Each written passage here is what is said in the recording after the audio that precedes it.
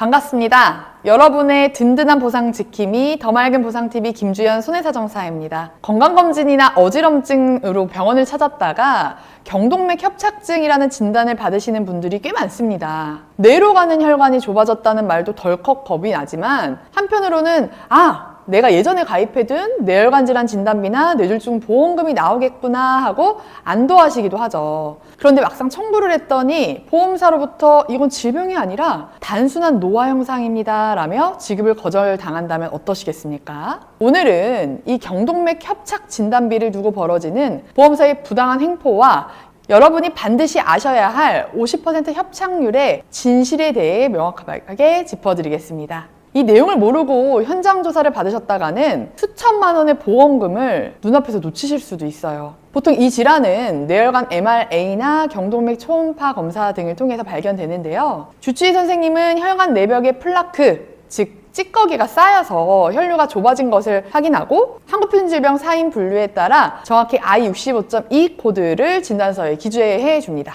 문제는 보험금 청구 이후에 발생하는데요. 보험사는 청구 서류가 접수되면 10중 8구 현장 심사가 필요하다며 조사자를 파견합니다. 그리고 여러분의 영상 판독치를 샅샅이 뒤져서 마일드 스테노시스 혹은 협착률 50% 미만이라는 문구를 찾아냅니다. 보험사의 주장은 아주 심플합니다. 고객님, 혈관이 좁아진 건 맞지만 50% 이상 꽉 막힌 상태가 아닙니다. 이건 병이라기보다는 나이가 들면서 생긴 자연스러운 현상이니까 약관에서 말하는 뇌졸중이나 뇌혈관 질환의 확정 진단으로 볼 수는 없습니다 라는 것이죠. 그러면서 은근슬쩍 의료자문 동의서를 쓱 내밀어요. 객관적으로 확인해보자 라는 말에 덜컥 서명하시는 순간 지급 거절의 근거를 보험사 손에 쥐어주는 꼴이 됩니다. 자, 그렇다면 보험사의 말처럼 협착률 50%가 안 되면 보험금을 못 받는 것이 맞을까요? 손해사정사로서 단호하게 말씀드리자면 그렇지 않습니다. 보험사의 논리에는 명백한 허점이 존재합니다. 첫째로 질병 분류 체계의 왜곡입니다. 한국표준질병 사인 분류에 따르면 I65.2 코드는 뇌경색을 유발하지 않은 경동맥의 폐쇄 및 협착으로 정의됩니다. 여기에는 협착률이 몇 프로 이상이어야 한다라는 단서 조항이 없습니다. 즉 협착의 정도가 경미하더라도 죽상경화반, 플라크로 인해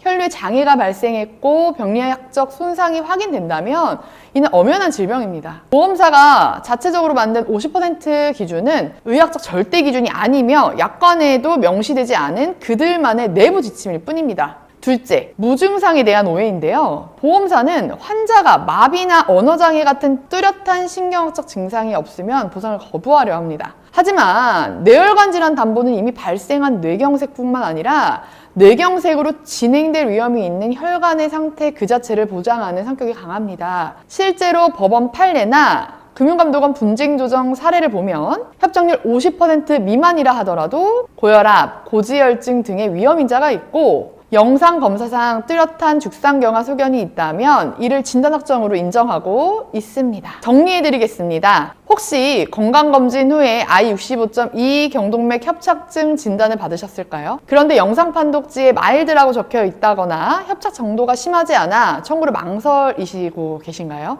혹은 이미 보험사로부터 50% 미만이라 지급이 안 된다라는 통보를 받으셨을까요? 절대 포기하지 마십시오. 협착률이라는 숫자보다 중요한 것은 환자의 임상적 상태와 영상검사상의 병리학적 소견입니다. 첫째로 보험사 직원이 요구하는 의료자문 동의서에 섣불리 서명하지 마시고요. 둘째로 주치의의 내 상태가 단순 노화가 아닌 질병의 관리가 필요한 질병임을 입증하는 소견서를 확보하세요. 그리고 청구 초기 단계부터 전문가의 도움을 받으시는 것이 가장 안전합니다. 보험은 아는 만큼 받을 수 있습니다. 보험사의 거대 논리에 밀려 정당한 권리를 포기하는 일이 없으시길 바랍니다. 감사합니다.